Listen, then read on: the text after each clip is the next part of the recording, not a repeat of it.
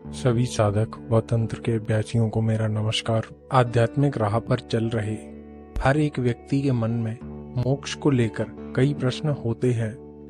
कुछ लोग मोक्ष को ही आध्यात्मिक मार्ग पर चलने का एक परम लक्ष्य बताते हैं, जिसे हम आधा सत्य कह सकते हैं। आज वास्तव में मोक्ष क्या है वह हम समझने का प्रयास करेंगे। साथ ही मैंने यह ज्ञान अपनी तपस्या से प्राप्त किया है। आप इसे मेरा अनुभव भी कह सकते हैं। इसका उद्देश्य किसी गुरु या किताब या किसी साधक की मान्यता का खंडन करना नहीं है। यहाँ सिर्फ अपना अनुभव बताया जा रहा है, जो आपकी मान्यता से भिन्न भी हो सकता है। इसलिए पूरी बात को ध्यानपूर्वक समझने का प्रयास करेंगे। मोक्ष को लेकर मन में कई प्रश्न होते हैं कि मोक्ष की अवस्था होने पर क्या अनुभव होता है, क्या मोक्ष के बाद दोबारा जन्म संभव है। हर एक साधक मोक्ष या परिनिर्वाण की चर्चा क्यों करता है।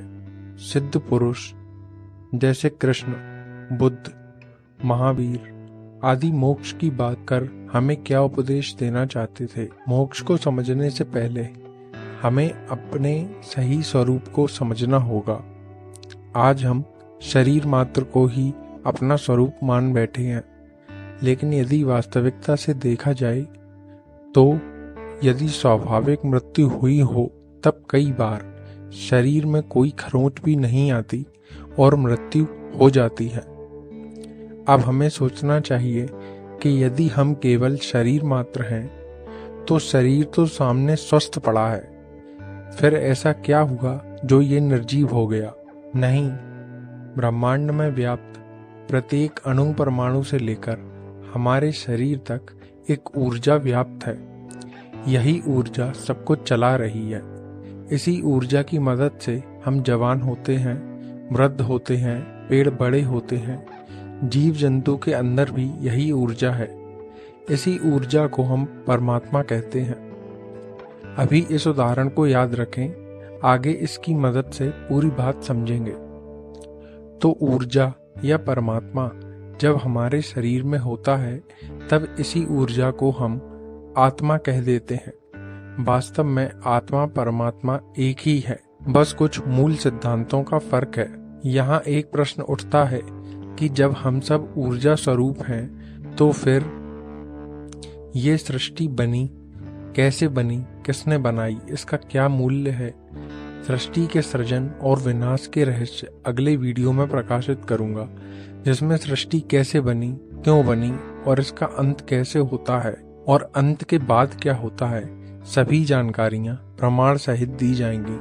अंततः आपसे आग्रह है, कृपया चैनल को सब्सक्राइब कर दें। इससे मुझे आगे बढ़ने का प्रोत्साहन मिलता है। यही आपका दिया हुआ हमें एकमात्र सहयोग है जिसकी हम आपसे आशा करते हैं। तो अब आगे की बात करते हैं। परमात्मा जब हमारे शरीर में होता है तब हमारे कर्मों से इसमें अनेक कर्म बंधन या यादें संग्रहित होती हैं। यह कार्य अपने आप होता है।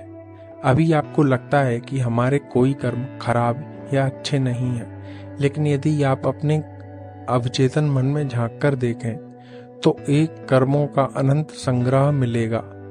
इन्हीं कर्मों के आधार पर हम स्वयं ही अपनी इच्छा से बार बार जन्म लेते हैं और सुख दुख भोगते हैं। जब आप साधारण जीवन में होते हैं तब इसका कोई ज्यादा महत्व नहीं है, लेकिन जब साधक साधना में आगे बढ़ने लगते हैं वे अपने आत्म स्वरूप से जुड़ने लग जाते हैं। उन्हें सत्य का भान होने लग जाता है। जब साधक उस परम तत्व से जुड़ता है तब वही अवस्था को समाधि कहते हैं। दरअसल यह भी दो प्रकार की होती है, जिनकी जानकारी आगे की वीडियोस में दी जाएगी।